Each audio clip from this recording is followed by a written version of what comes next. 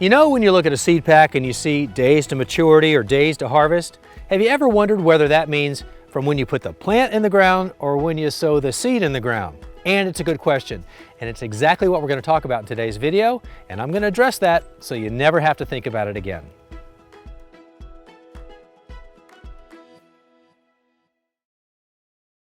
When you're looking over the information on the seed pack and you get to days to maturity or days to harvest, have you ever thought to yourself, well, when do the days actually start? When does that clock begin to tick?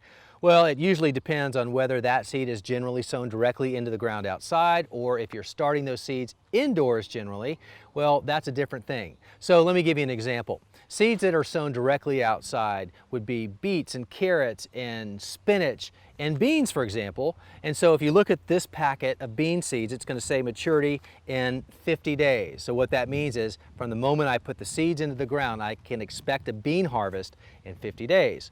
But let's talk about tomatoes, for example. They are typically started inside along with peppers, and it takes on average about 8 to 10 weeks to go from sowing your seeds indoors to when that plant is this size and ready to be planted outside after that risk of frost has passed.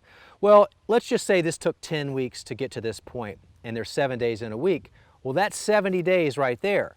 But the seed pack says this is ready in 75 days. Well, if that were the case and the clock started ticking from the moment I sowed the seed indoors, that only gives me 5 more days to start harvesting from this plant. That's not going to happen. So the information on a tomato seed packet or a pepper packet, for example, and other seeds that are typically started indoors means once you put that plant in the ground, once it's of suitable size to take off on its own.